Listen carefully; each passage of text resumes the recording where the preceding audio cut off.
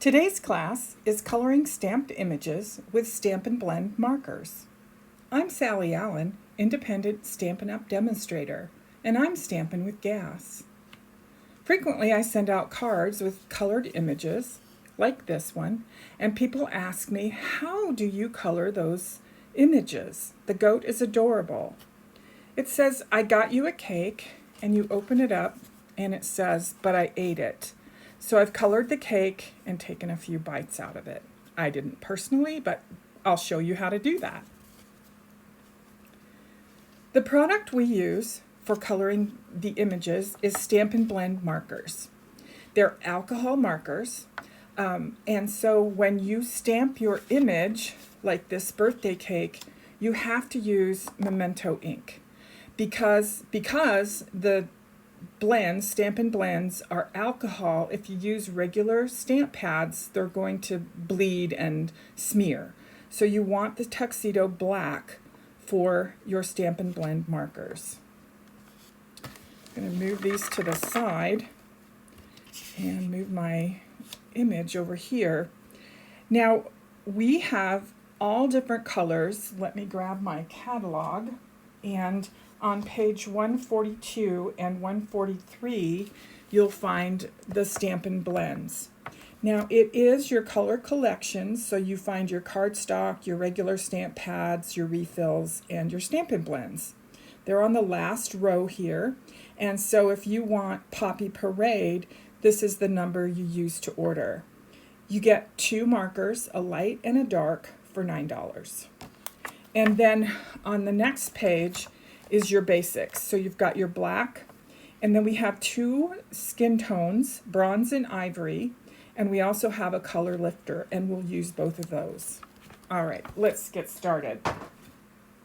I have my cake, and for that I'm going to make a chocolate cake, and I'm going to use the bronze Stampin' Blend to color my icing.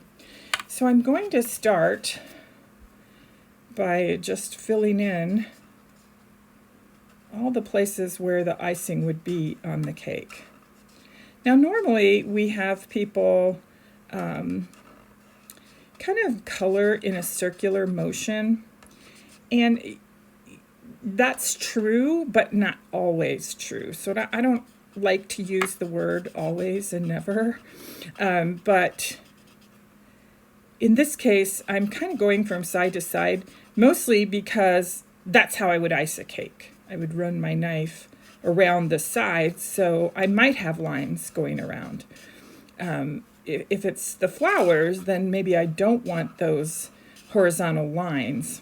So just, use your best judgment on whatever it is you're coloring. You can always blend, so if you get lines and you don't want the lines, then you can use your marker to blend those lines out. And that's why they're called Stampin' Blends. So here I've used my bullet tip. I've got 2 tips on every marker, this bullet tip and a brush tip. So this is the bullet tip. Let's see if you can see it a little better there. And here's the brush tip. So if I'm doing a larger area, I might want to use my brush tip. When I have to be a little more delicate, I'm going to switch to my bullet tip. Now when you are using your markers, don't leave them uncapped. Always cap them very tightly because they are alcohol and they'll evaporate and then not be much good to you. When you're using your bullet tip, you see you can press down fairly hard and it doesn't really hurt the marker. But when you're first starting out, I recommend you use the bullet tip, because this brush tip, you have to use a light touch, because if you keep pressing harder and harder and harder with your brush tip, it's going to break down and then you'll have to replace it. It won't be much good for you. So now there's my basic icing, and I can go back over it, because when I lay color on top of color, it's going to be a little bit darker. So I'm not just recoloring it, I'm actually adding some dimension. I'm going to color that a little darker. So where they have the lines there, and I'm going to make this dark just to show you how to use the color lifter. All right, so there's my chocolate icing. Now the color lifter looks like a white pen, but it's this, and I call it a color mover because I think it kind of moves the color around rather than lift it out completely. It's never going to move it. It's not an eraser. So this little area right here, and at first you kind of think, oh, that's just kind of making a smeary mess. But if you let it dry a few minutes, then you'll see how it has moved that color around. So color mover, color lifter. All right, so there's our chocolate icing, and we're going to start doing the flowers. So I've chosen Flirty Flamingo, and here's my light and my dark. I start with the light. So I'm going to use my bullet tip and start coloring in the petals of my flowers. And I'm going to do this as quickly as I can, so you don't have to sit and watch me color the whole thing. My mind is kind of on autopilot when I'm coloring these. I made quite a few of the goat birthday cards, and so I've colored so many of these, my brain just kind of knows where it's going. I'm not doing the neatest job, and I'll show you why being really exact in the very beginning isn't that important. You'll develop your own style as you start to use these markers.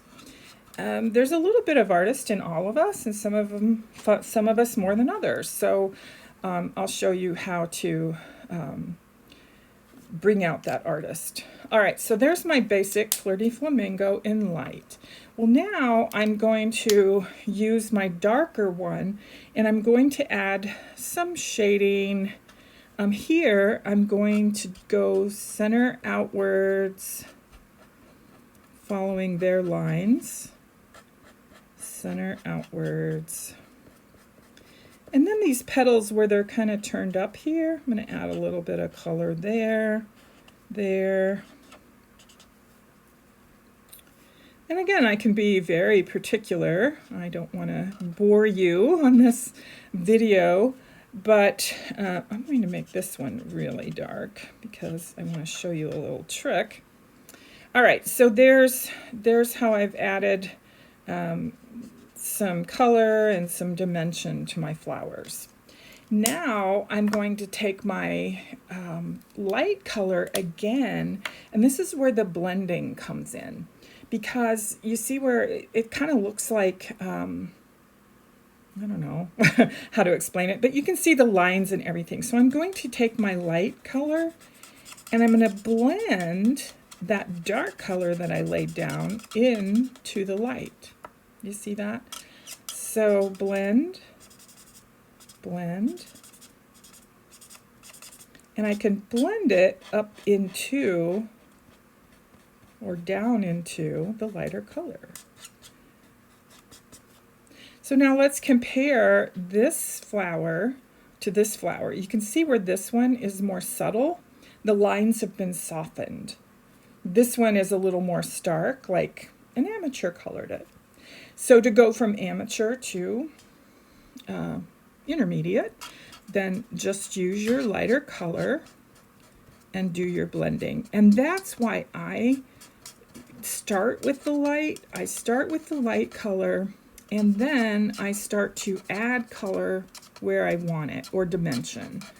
I learned from someone else, and she did hers dark first, and I never could, I just wasn't happy with the results of doing the dark first. So like I said, you'll develop your own style, and you may like the dark first. You just have to play with them to see what you like best. All right, so now let's take a look at that color lifter on our flowers. So here where I did the really dark, say like right here, I'm just going to blend that a little bit.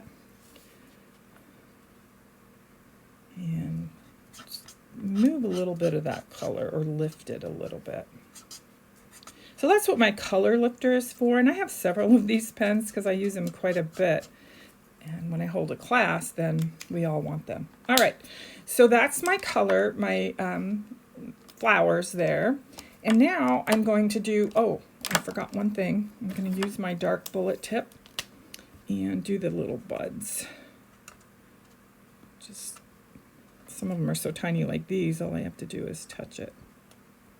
Now, as you're coloring, you may see that you missed something, and you can always go back.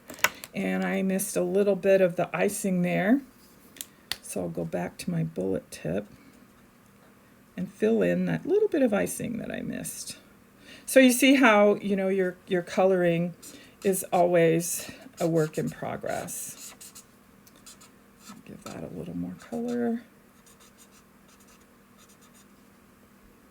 So you can always add color, and you can lift the color if you've gotten too much. So you can see that little area where we use the color lifter. We can do it again to see if we can get a really stark difference. There we go. So you can pay attention to how you're coloring and say, pretend that your light is coming from this direction, so you want the shadows in a certain direction. So that's how you get your shadowing. On these, it's small enough, I'm not going to pay a lot of attention to that because that's something that you'll pick up on as you color more and more. This is Old Olive, the light Old Olive, because again, I start with my light color, and I'm just going to fill in these little leaves. And then I'll show you how I use the dark Old Olive. And here on this leaf, I started to color a little bit into pink and realized it wasn't part of the flower, it's actually a leaf. And that's okay, I just blend it in there so it doesn't even show. Same thing on here, I got a little of the icing color. So the blending part is how you sort of mask your mistakes, or actually make it part of the coloring. All right, so here's my dark one, and I'm going to use the bullet tip, and then I'm just going to follow the lines that are already on the image. And maybe color these leaves a little darker since they're buds. And then, just like I did with the flowers, I'm going to pick up my light one again and blend in that dark so that it's not so stark. So you see how instead of being a light leaf with a dark line, now it's blended in there. All right, and the last thing we have to do is to color the plate. So I've chosen gray granite, and I've got light and dark gray granite, and I'll start again with my light and just kind of fly by the seat of my pants here if I like it when I get all finished. And I can use my circular motion here. And now I'll pick up my dark pen, and I think I want this darker here. I want this darker here, and then I'm going to put a little bit of shading here. All right, and then pick up my light pen again and blend that in. And there we have it. We're finished with that. All right, so now for the goat. And you might sit here and stare at a goat and think, now how am I going to color a goat? Well, I Googled on Google Images goat, and you can see goat kind of cartoon characters or real goats. And I was looking at the real goats, and goats are in such a variety of color, it's amazing. And I colored quite a few goats. So I've got this one, and more of a gray and brown goat, and a blonde goat, and kind of a pinkish goat. So you can get whimsical. You can do whatever you want. All right, so for this goat, I am going to start with crumb cake, my light and dark crumb cake. And I'll start with the light one, and I'm going to start coloring, and now you'll see where I use more of a circular motion for my goat. And get her all filled in here. And then I'll go back over it and give her some dimension like I did with this one. So color the whole thing in, get her little skinny legs here. And her tail. I'm going to do the wisps of hair or fur, or whatever goats have. I think it's hair. Now I'm going to flip to my brush, and I'm going to lay down a little bit more color. Now that I've put some color down, I've got it everywhere, and I don't like to use my brush on the like this because it's too fat. So I like the bullet tip. So I go over it. I'm not even going to touch the legs with my brush because I know I'll get outside the lines. All right, so now I'm going to go over her face because I want some deeper, so right here under her eyes, down through here, I'll do it a little bit lighter, but I want her ear a little darker. All right, so that's my light one. And actually I have two light ones. So here's my dark crumb cake marker. And I'm gonna do the shadows here. I'm gonna make her ear quite a bit darker. And do some shading here. Now is where, still with my bullet tip, I'll go down her legs this time since I have my bullet tip.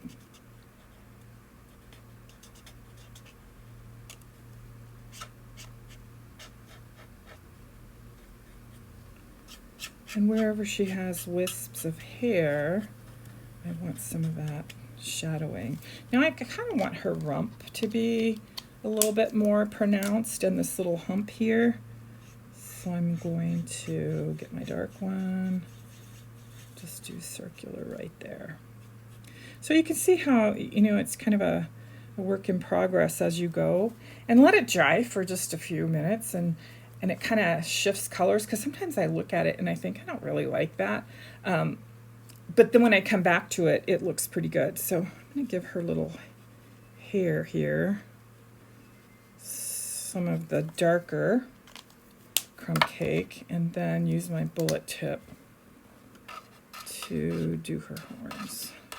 And I've used the lighter one on there.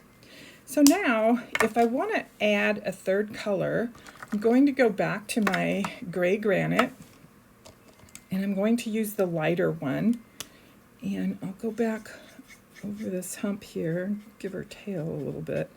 So do you see how just the gray granite there adds, it just changes, you can't really tell I've used gray, but it changes that color. So now look at her ear versus the brown hair.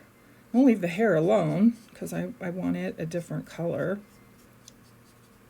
And so I'm just adding that third color. So I had my light crumb cake, my dark crumb cake, and now my light gray. And the only thing I don't really like about this one is her hair there. So maybe if I add the dark gray there, I like that better because that's a little bit more of a contrast, and it's different. I mean, it matches her body, but it's different than her ear. And then we want to color the little flower that she's eating, so I'm going to go back to my Flirty Flamingo like I did on the birthday cake. And And there's also a little leaf. So here's my light Old Olive. Old Olive is a very popular color of green. It's been around for a while. All right, so now you notice that the other one that I did, she's standing on some grass.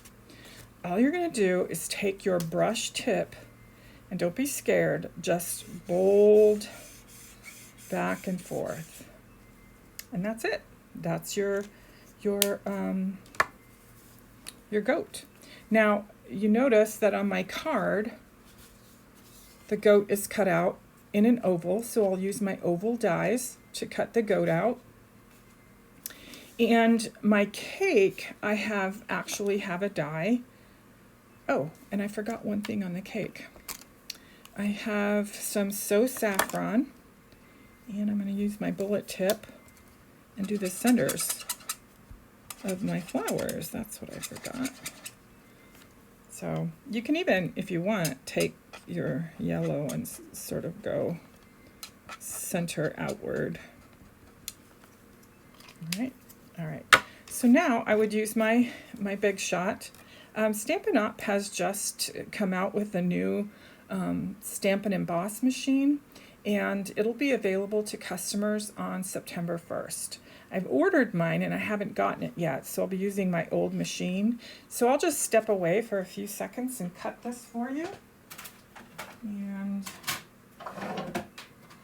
the new machine will be similar to the old one, except that it's more portable because the ends fold up.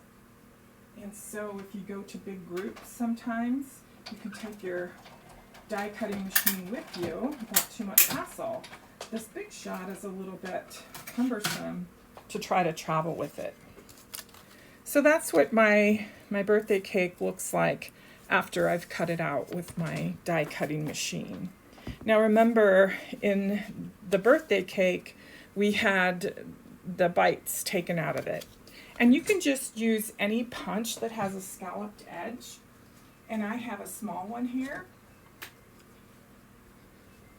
And I'll just use it to take some bites out. Now, there's our if you can see better now, you can see that where I did that color lifter, and then I'm going to proceed to take a bite out of it. So I did all that careful coloring. Take a bite out, maybe take a bite out of the flowers. However you want to do that, and every time I do it, it's a little bit different, because here's one I did yesterday. So my bite, I only took 2 bites here and took 3 here. So each thing is unique. All right. So that is how the very basics of coloring with the Stampin' Blend alcohol markers. I'm glad you stopped by today. Hope to see you next time.